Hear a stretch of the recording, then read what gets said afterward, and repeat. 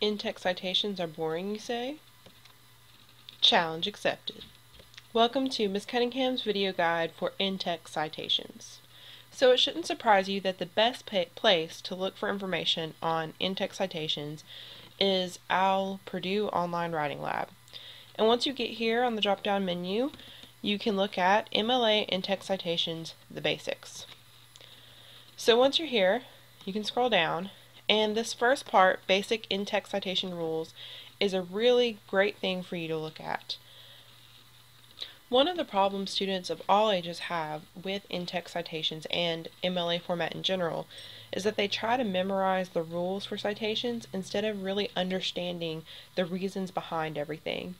If you understand the reasons behind it, you will give a lot better grasp of the whole system, and it'll be a lot easier for you. So here are the general rules for in-text citations. It's all laid out right here pretty well. You can see that source information required in a parenthetical or in-text citation depends on the source medium, so if it's print or web or DVD or whatever, and its entry on the works cited page. The second bullet gives you even more specific information. Whatever single word or phrase you use in your in-text citation, it needs to correspond with the first thing that appears in the left-hand margin of your works cited entry. Let me show you an example of what that means. So here's a paper that I wrote not too long ago. Let's look at the first in-text citation we see. So if we keep going down, here's our first in-text citation. So pretty simple. There's the author and the page number. So let's go look at the works cited page and see if we can figure out which source it came from. So scrolling down, down,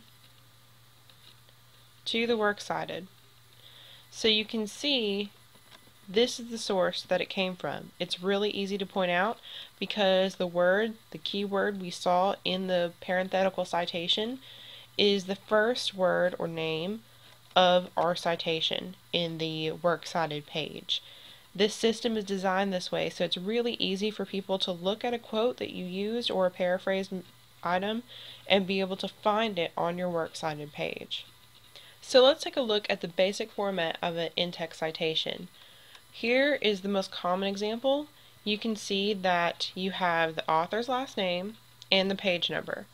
Notice a couple of things. One, right here, there is no comma in between the author and the page number. Next thing, notice that the period is at the end. It is not in between the quote, the quotation marks and the quote itself. It's not before the citation, it is after the citation. Don't forget that. Now, notice this one's a little bit different. This one does not have the author's last name in the parentheses. That's because the author's last name goes right here. The person has stated the author's name first, and so it's not needed in the citation. This paraphrase material is the same. The author's last name is mentioned, and so the page number is all that is needed in the citation. So, what if it has no page number? If your source has no page number because, say, it's an internet source, then you would just include the author's last name. Now, if you have included the author's last name, let's say, in the wording of your sentence, you still need to include the author's last name in the parenthetical citation because otherwise you will have nothing in parentheses to cite your source. Even if it's obvious where you got it from because you provided the last name, please still include the last name in the citation because you want to make it really obvious that you are citing information from somewhere else. So what if it doesn't have an author? Luckily, OWL at Purdue gives you information on what to do if you have no known author. Here it shows that instead of an author, you should place the title or a shortened version of a title in quotation marks if it's a short work or italicized if it's a longer work. So in this example, instead of an author's last name, you see that you have in quotation marks because it's a short work, a shortened title. It goes down here and shows you the works cited entry for this source. You see that the first thing in this works cited entry is the title, not the author, so it makes sense. You look at this citation, and then you look at this works cited entry, and you see that it matches, so it's easy to follow. Again, if this was a longer work, it would be italicized.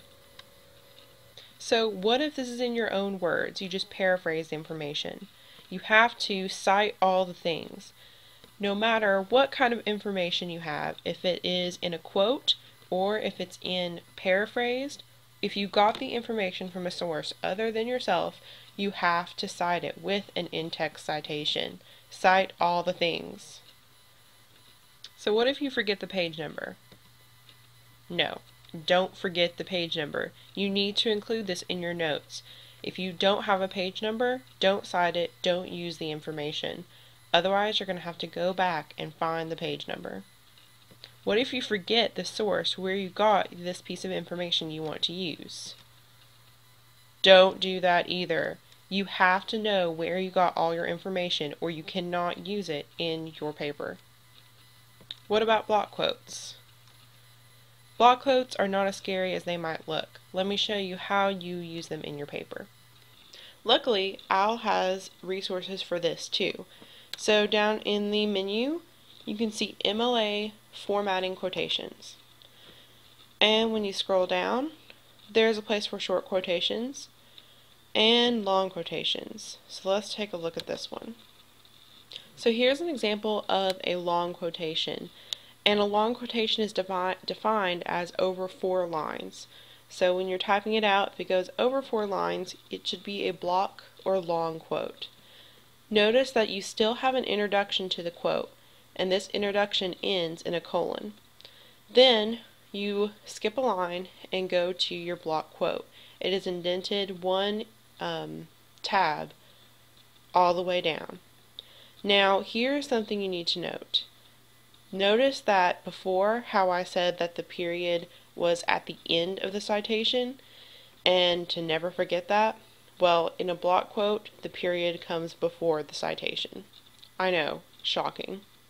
But remember, this is only true for a block quote. Any other time, the period goes after the citation. Notice it is still cited the same way with the last name and the page number. Only difference, the period goes before. Also note that this first line is not indented any further than the rest. It is all in one line indented on your page. After your block quote, you go back to the regular part and continue your essay.